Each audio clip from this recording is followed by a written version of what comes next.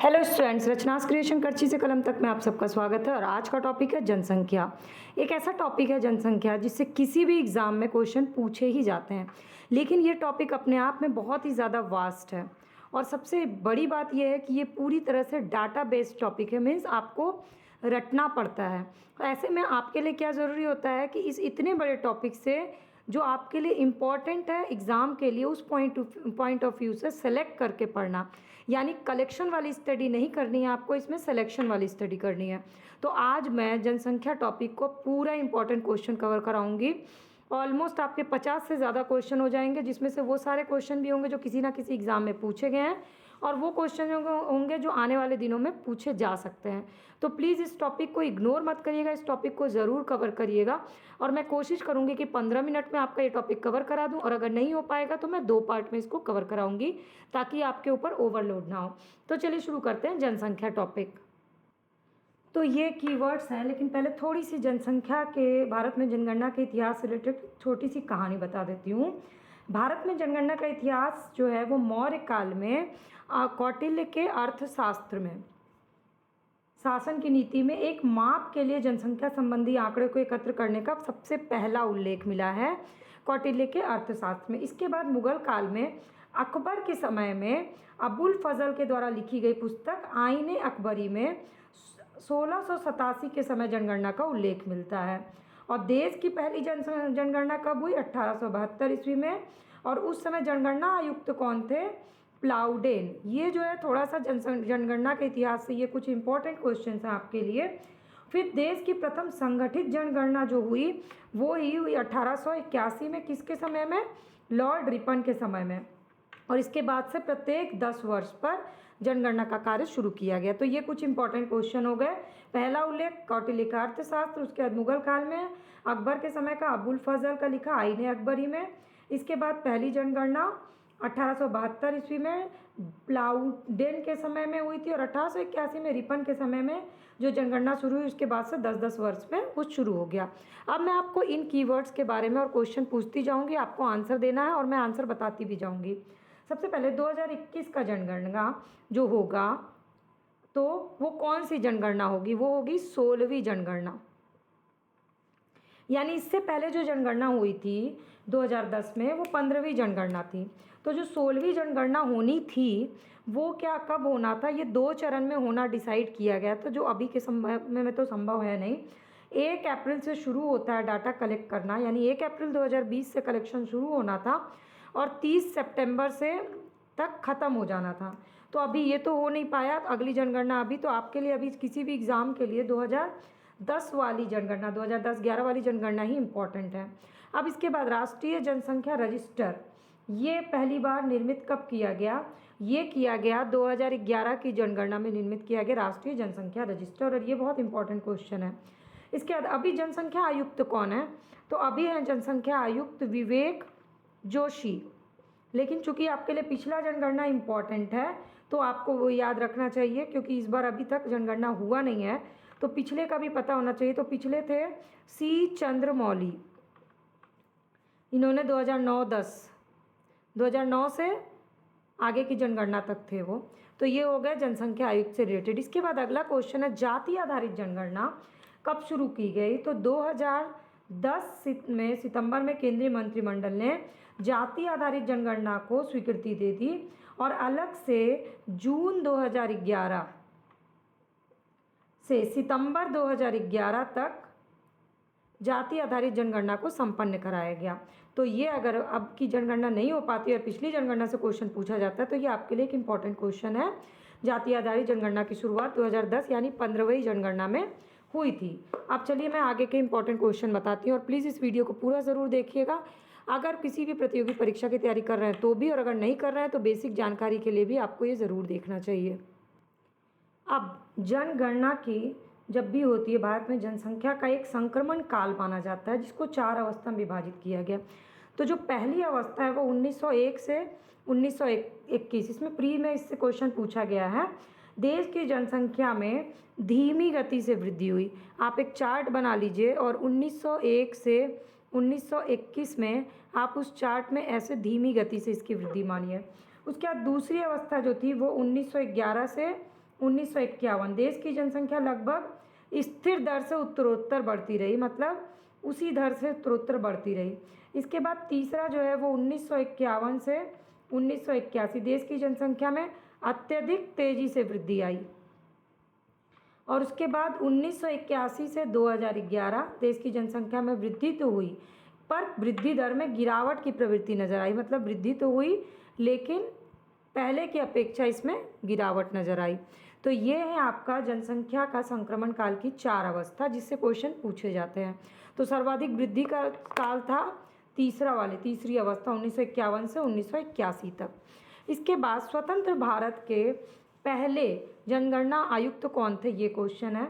तो ये थे R.A. गोपाला स्वामी, ये थे स्वतंत्र भारत के। अब अगला क्वेश्चन क्या बन सकता है कि तो फिर पहले जनगणना आयुक्त कौन थे, तो ये मैंने अभी आपको बताया, ये थे W. प्लोडन। इसके बाद ये जनगणना जो होने वाली है वो होगी 8वीं जनगणना। कैसे, ये बहुत ही घुमा के पूछा जाने वाला क्वेश्चन है।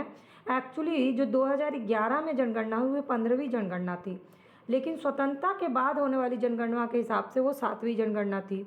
तो इस हिसाब से जब आगे वाली जो जनगणना होगी वो स्वतंत्रता के बाद वाली 8वीं जनगणना होगी।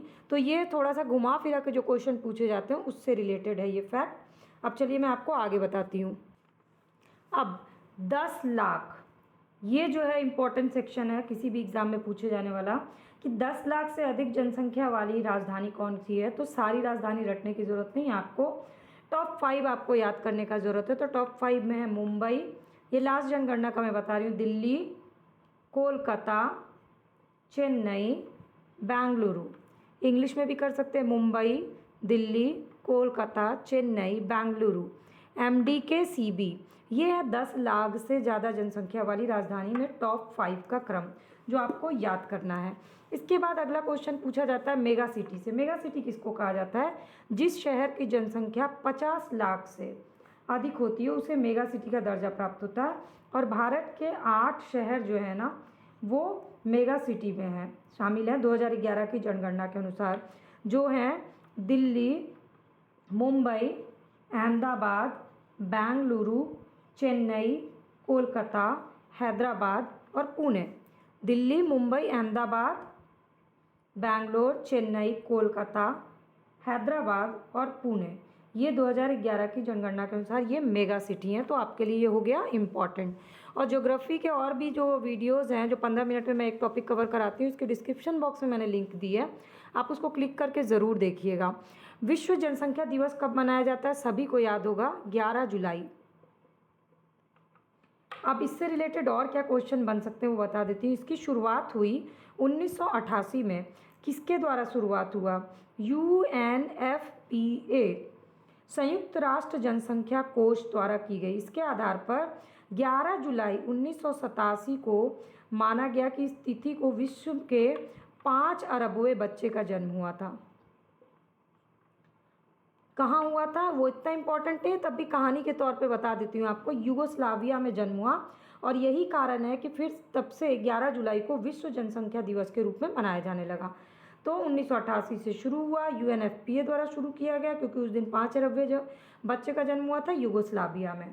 ये हो गया विश्व जनसंख्या दिवस से रिलेटेड इम्पॉर्टेंट फैक्ट्स। अब ये जो संविधान की 7वीं अनुसूची है वो क्यों इम्पोर्टेंट है, क्योंकि भारत में जनगणना क्या है, एक केंद्रीय विषय, मैंने पॉलिटी में आप लोग को बताया हुआ है, समवर्ती सूची, राज्य सूची और केंद्र सूची। तो जनगणना जो है वो केंद्रीय विषय है जिसके बारे में व्याख्या किसमें की गई है, 7वीं अनुसूची में अनुच्छेद 246 की क्रम संख्या 69 पर अंकित है। और इसके लिए जनगणना अधिनियम 1948 लागू किया गया है। अब ये तो आपसे क्वेश्चन पूछा जा चुका है कि किस अनुसूची में है, आगे का क्वेश्चन अनुच्छेद बन सकता है, तो अनुच्छेद 246। क्रम हो सकता है पूछे तो 69वें नंबर पे है। और एक और इम्पॉर्टेंट क्वेश्चन बन सकता है कि जनगणना जो है वो किस मंत्रालय के अंतर्गत आता है, तो गृह मंत्रालय के अंतर्गत आता है। ये हो गया आपका अगला इम्पॉर्टेंट क्वेश्चन। अब 2011 की जनगणना का प्रतीक चिन्ह से रिलेटेड कुछ क्वेश्चन है, जैसे कि प्रतीक चिन्ह शुभंकर क्या है, तो शुभंकर है प्रगणन शिक्षिका। ये है 2011 की जनगणना के शुभंकर। फिर उसका वाक्य क्या रखा गया है, मतलब मेन एक सेंटेंस थीम, हमारी जनगणना हमारा भविष्य, ये आवर सेंसस आवर फ्यूचर, ये है इसका आदर्श वाक्य। इसके बाद प्रतीक चिन्ह के रूप में इसमें क्या किया गया है, एक मकान, आप नेट पे जाके सर्च करिएगा, एक मकान बनाया गया है और उसमें आवासीय जनगणना यानी कि आवास की जनगणना होगी। उसमें प्रदर्शित लोग जनसंख्या को व्यक्त करते हैं, ये लोग जनसंख्या हैं। इन 9 लोगों में 3 वयस्क हैं महिलाएं, जो पीछे बाल बना जूड़ा बना करके हैं वो वयस्क महिलाएं हैं, 2 लड़के हैं और मकान के ऊपर 10 बिंदु वाला तारा दिखाया गया है जो कि दशकीय जनगणना को शो करता है। 10 बिंदु का तारा क्या है, दशकीय जनगणना का मतलब है। और मकान के बीच में एक वृत्त यानी गोला प्रदर्शित किया गया है समावेशी विकास को दिखाने के लिए। तो इस प्रतीक चिन्ह को बनाने का श्रेय किसको जाता है, तो वो है पदार विदा रथ। तो अगर आपसे पूछा जाता है पदार विदा रथ कौन है, तो ये हैं जो जनगणना का जो चिन्ह बनाया गया है उसको बनाने वाले। ठीक है, अब चलिए कुछ और क्वेश्चन आपको बताती हूँ। अगर अभी तक आपको ये सारे क्वेश्चन इंपॉर्टेंट लग रहे होंगे तो लाइक ज़रूर करिएगा और कमेंट करके कौन सा टॉपिक आपके लिए आपको अभी और कन्फ्यूज़न है जिसको पढ़ना और इम्पॉर्टेंट क्वेश्चन देखना ज़रूरी है वो मुझे बताइएगा, तो मैं अगला टॉपिक आपके लिए वही कवर करा दूँगी। अब कुछ फटाफट वाले रैपिड फायर वाले क्वेश्चन। सर्वाधिक जनसंख्या वाला जिला कौन सा है, तो वो है ठाणे, महाराष्ट्र में। और दूसरा नंबर भी देख लेते हैं, ये है 24 परगना, यूपी में। न्यूनतम जनसंख्या वाला जिला दिबांग घाटी, कहाँ है दिबांग घाटी, अरुणाचल प्रदेश में। सबसे ज़्यादा वृद्धि दर वाला राज्य दादर एवं नगर हवेली। न्यूनतम वृद्धि वाला राज्य नागालैंड। ये सब फटाफट वाले क्वेश्चन हैं। तो ये जो है ना, इसमें आपको बहुत सारे ऐसे फैक्ट मिलेंगे लेकिन आपको बहुत ज़्यादा याद नहीं करना है। अब जैसे सबसे ज़्यादा लिंगानुपात वाला राज्य कौन सा है, सर्वाधिक लिंगानुपात वाला राज्य है मिजोरम। और सबसे कम लिंगानुपात कहाँ है, हरियाणा। ठीक, सबसे ज़्यादा साक्षरता दर वाला राज्य सबको पता होगा केरल। और सबसे कम तो ऑब्वियस है, बहुत साल से चल रहा है, बिहार। तो ये कुछ फैक्ट्स हैं रैपिड फायर वाले जो आपसे पूछे जाते हैं, इसलिए आपको ये कम से कम टॉप वाला याद रखना चाहिए। बाकी चीज़ें जो हैं हर एग्ज़ाम में कुछ ऐसे क्वेश्चन आते हैं जो आपको वाइज गेस मारना पड़ता है क्योंकि इतने सारे फैक्ट्स आप याद नहीं कर सकते हैं। तो आप कुछ और इंपॉर्टेंट रैपिड फायर वाले मैं आपको वो बताती हूँ। आप कुछ ईयर बेस्ड क्वेश्चन हैं जनगणना से रिलेटेड, जैसे कि जनगणना अधिनियम पहली बार कब आया, 1948 में। दूसरा क्वेश्चन, जन्म और मृत्यु का पंजीकरण जो शुरू किया गया वो कब किया गया, 1969 ईस्वी में। कुछ सिर्फ इम्पॉर्टेंट चीज़ें बता रही हूँ, वैसे ये बहुत लंबी लिस्ट है, मैं आपको इम्पॉर्टेंट चीज़ें बता रही हूँ। स्वतंत्र भारत की पहली जनगणना कब की गई, बट ऑब्वियस है 1951 में की गई। इसके बाद स्वतंत्र भारत की पहली जनगणना के बाद अगला है परिवार नियोजन कार्यक्रम की शुरुआत कब की गई, वेरी इंपॉर्टेंट क्वेश्चन, 1952 में।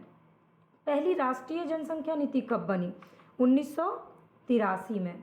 इसको आपको क्या करना है, लिंक कर करके याद करें। जैसे इंदिरा गांधी की मृत्यु कब हुई, 1984 में, तो उससे लिंक कर लीजिए कि उनकी मृत्यु से पहले ही क्या बन गया था, राष्ट्रीय जनसंख्या नीति बन गई थी। ऐसे कोई एक घटना से लिंक करके याद करिएगा तो आपको याद हो जाएगा। इसके बाद राष्ट्रीय जनसंख्या आयोग कब गठित हुआ, वो है 1993 में। तो ये आपके कुछ इंपॉर्टेंट क्वेश्चन हो गए जनगणना से रिलेटेड, तथ्य से रिलेटेड क्वेश्चन। अब एक फटाफट से एक देख लेते हैं और भारत की जनगणना एक दृष्टि में देख लेते हैं। तो पुरुष जनसंख्या कितनी है, 51.54%, 2011 की जनगणना के अनुसार। महिला जनसंख्या 48.46%।